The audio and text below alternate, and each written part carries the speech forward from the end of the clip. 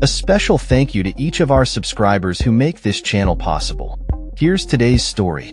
In a surprising turn of events, the European Union has decided to scrap its ambitious plan to ban all sales of new combustion engine cars by 2035. This decision comes after mounting pressure from major automakers and several member states, signaling a significant shift in the EU's approach to automotive emissions regulations. The European Commission, responsible for proposing regulations across the 27-country bloc, has announced a new proposal that effectively removes the previous hard target of zero-emission vehicles for all new sales. Instead, the revised plan allows for the continued sale of plug-in hybrids, and even combustion engine vehicles beyond the previously established deadline. European Climate Commissioner Wopke Hoekstra emphasized during a news conference in Strasbourg, France, that while 90% of vehicles will still transition to electric, the remaining 10% will be granted some flexibility.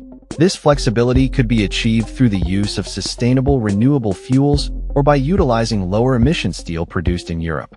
This marks the second adjustment from the Commission regarding the auto sector, having previously introduced flexibilities on emissions calculations earlier this year. As the EU navigates its automotive future, it finds itself in a global context where Canada is also weighing its electric vehicle strategy, and the US is reaffirming its commitment to gas-powered vehicles. Automakers are currently grappling with the challenge of competing against the dominance of Chinese electric vehicles in the market.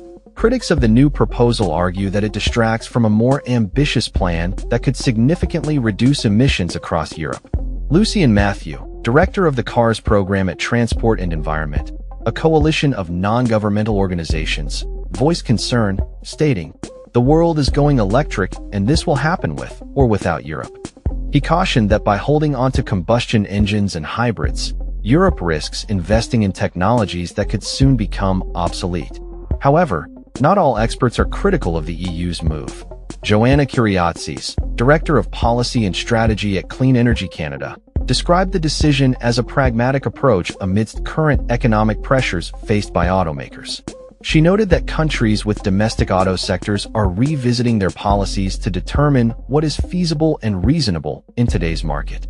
Gil Tao, Director of the Electric Vehicle Research Center at the University of California, Davis, added that setting a 100% target is always challenging, arguing that while aiming for a 90% reduction in emissions may be achievable, the last 10% could prove to be prohibitively expensive. The lead-up to this proposal has seen intense lobbying efforts, with 6 EU leaders advocating for the inclusion of more fuel-efficient vehicles to maintain competitiveness while pursuing climate goals. Conversely, a counter-argument signed by hundreds of members of Europe's electric vehicle industry warned that diluting the emissions targets could lead to deeper dependency on combustion engines and a loss of influence in the global market. The looming presence of China in the electric vehicle landscape has been a significant factor in these discussions. Kyriazis pointed out that while Chinese-made EVs are high-quality and low-cost competitors, they do not yet dominate the market, accounting for approximately 10% of electric car sales in Europe. However, concerns remain that any slowdown in Europe's transition to electric vehicles could provide an opportunity for China to strengthen its position. Matthew emphasized the urgency of the situation, stating, "This is a global race to electric cars. China is currently racing ahead, and Europe will not be able to catch up by investing in the technologies of yesterday." The proposed changes by the EU do not represent a complete reversal of previous commitments, especially when compared to the actions taken by former US President Donald Trump, who scrapped EV mandates and tax credits while rolling back fuel economy standards for gasoline vehicles.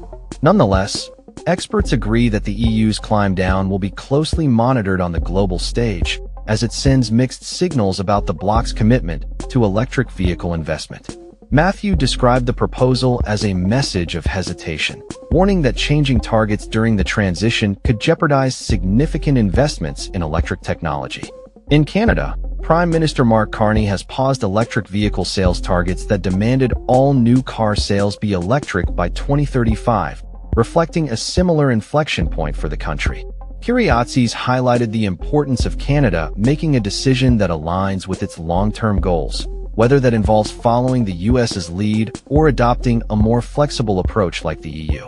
As the automotive landscape continues to evolve, the EU's decision to allow combustion engine vehicles to persist raises critical questions about the future of electric vehicles and the global race to reduce emissions.